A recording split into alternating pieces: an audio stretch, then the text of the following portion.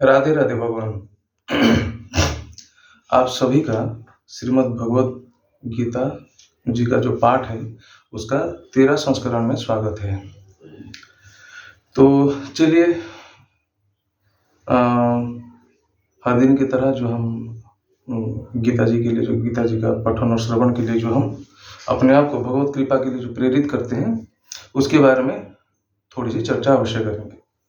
जैसे कि आप रोज कुछ ना कुछ अवगुण जो हम में और आप में जो एव हैं वो हम त्याग कर सकते हैं, छोटा छोटा ही सही। जैसे कि जिसके बदन में जितनी मिट्टी धूल लगी है वो अगर स्नान करेगा तो निश्चित ही उसको साफ सुथरा महसूस होगा, दिखाई भी देगा। तो ये मन में धारणा लाने की कोई आवश्यकता नहीं है कि हम क्यों भगवत कृपा के लिए हम थोड़ा अगर एव छोड़ देते हैं तो क्या वो सही है? निश्चित ही उसका फल आपको मिलता है। आप जैसे जैसे रोज कुछ ना कुछ अवगुण जो है वो आप त्याग करने की प्रयास अवश्य कर सकते हो और हमें करना भी चाहिए। चाहे कोई बुरी आदत हो, झूठ बोलना हो, किसी के बारे में ये करना हो, क्रोध करना हो। कुछ लोग ऐसे होते हैं कि सोमवार को हम अगर मतलब आमिष जो नॉनवेज होती है वो छोड़ देंगे तो शिव जी कृपा कर लेंगे, लेकिन हम संडे को खा लेंगे तो उसमें सूर्य जी की हम पे क्रोध नहीं करेंगे। बुधवार को किसी और देव देवी का जो है उनका वार है, मंगलवार को, शनिवार को सिर्फ छोड़ने से क्या ऐसा होता है क्या? हम छोड़ेंगे तो पूरा छोड़ देंगे, नहीं तो हम ये हफ्ते में 1-2 बार की स्पेसिफिक अगर हम छोड़ने की नाटक कर रहे हैं तो उससे क्या प्रसन्नता मिलती है, देव कृपा मिलती है, अवश्य मिलती है। क्योंकि उस बहाने ही सही हफ्ते में किसी ना किसी एक बार को तो आप सम्मान दे रहे हो, जो पहले नहीं देते थे अब तो देना चालू किया ना, तो कुछ नहीं से बोला थोड़ा। तो ऐसे छोटा छोटा प्रयास करके हम जरूर आगे बढ़ सकते हैं। अच्छा, दूसरी बात है, भगवान आपको अभी पता होगा सारा संसार जो है अभी राममय हो गया है। अयोध्या में जनवरी 22 तारीख को श्री राम जी का प्राण प्रतिष्ठा और जो मंदिर का जो उद्घाटन है वो उसी दिन तय की गई है। तो हम आज प्रभु श्री राम के बारे में थोड़ा सा चर्चा अवश्य करेंगे। उनका जो पुरुषत्व है, उनका देवत्व है और उनका महात्म्य जो है उसका वर्णन करने के लिए मैं बहुत तुच्छ सा प्राणी हूँ, सारा संसार उन्हीं का है।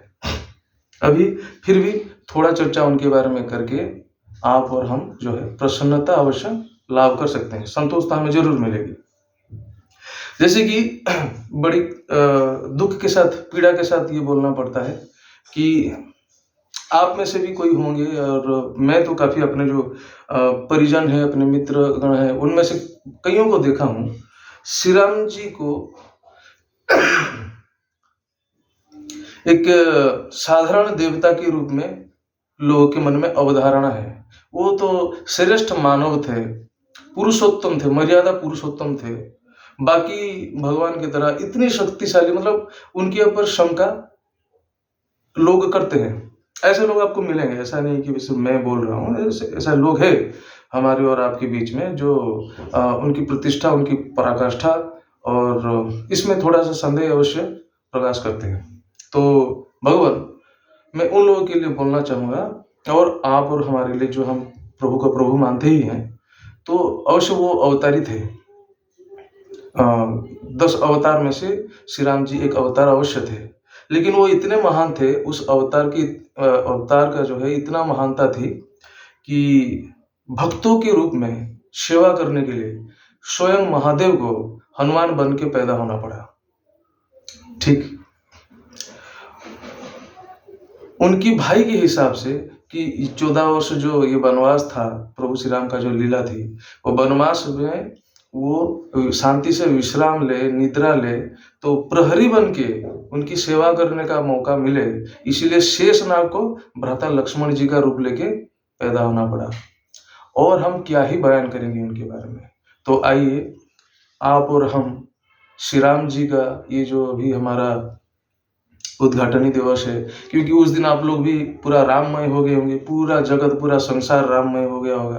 तो मेरी बात आप तक शायद पहुंचेगी, नहीं पहुंचेगी, और अभी नव वर्ष का जो है अभी हर्षोल्लास का समय है, तो इसीलिए मैं अभी से आज से ही मैं भी थोड़ा श्री राम जी की रंग में रंग गया। तो चलिए आज हम भगवत गीता जी का पाठ का आरंभ करते हैं और तो चलिए शुरू करते हैं। श्रीमद् भगवत गीता यह पाठ आरंभ। ओम अखंड मंडलाकारं व्याप्तं येन चराचरं तत्पदं दर्शितं येन तस्मै श्री गुरवे नमः। शुक्लांबरधरं विष्णुं शशिवर्णं चतुर्भुजं प्रसन्नं वदनं ध्याये सर्वविघ्नोपशान्तये नारायणं नमस्कृत्यं नरं चैव नरोत्तमं देवीं सरस्वतीं चैव ततो जयमुदीरयेत्। व्यासं वसिष्ठनप्तारं शक्तेः पौत्रमकल्मषं पराशरात्मजं वन्दे सुकतातं तपोनिधिं। व्यासाय विष्णुरूपाय व्यासरूपाय विष्णवे नमो वै ब्रह्मविदये वसिष्ठाय नमो नमः। अचतुर्वदनं ब्रह्मादिव्याघ्रो पुरोहरिः वालोलोचनः शम्भुर् भगवान् बादरायणः। तो हम जो प्रथम अध्याय है सैन्य दर्शन योग, उसका हम 13 नंबर का जो श्लोक है 13वीं जो श्लोक है वो हम उसका पाठ करने जा रहे हैं। तो ध्यान दीजिएगा। भीष्मो द्रोणो प्रमुखतः सर्वेषां च महिष्यितान् उवाच पार्थ पश्यैतान् समवेतान् कुरुनिति तत्र पश्यत स्थितान् पार्थः पितॄनथ पितामहान् आचार्यान् मातॄन् भ्रातॄन् पुत्रान् पौत्रान् सखींस्तथा।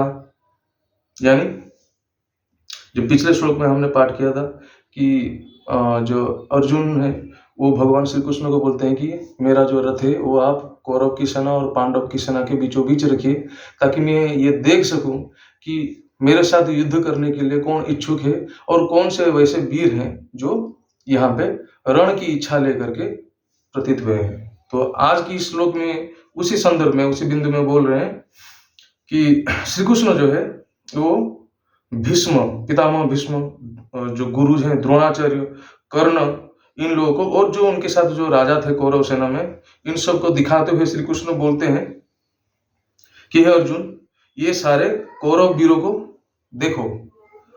तो अर्जुन दोनों पक्ष में जो वीर गए हुए हैं जैसे पांडव के और पांडव की ओर से जो वीर खड़े हैं कौरव की ओर से जो वीर खड़े हैं उनमें वो अपने पितृतुल्य लोगों को देख रहे हैं। जैसे गुरु पितामह यानी कि भीष्म जी, उनके मामा, उनके भाई, उनका बेटा, उनके नाती यानी कि पोते, ससुर जी और बाकी जो बंधु बांधव थे उनके बंधुजन परिजन जो थे इन्हीं लोगों को देख रहे हैं कि वो युद्ध के लिए इच्छुक है और दोनों साइड में दोनों पक्ष से खड़े हैं।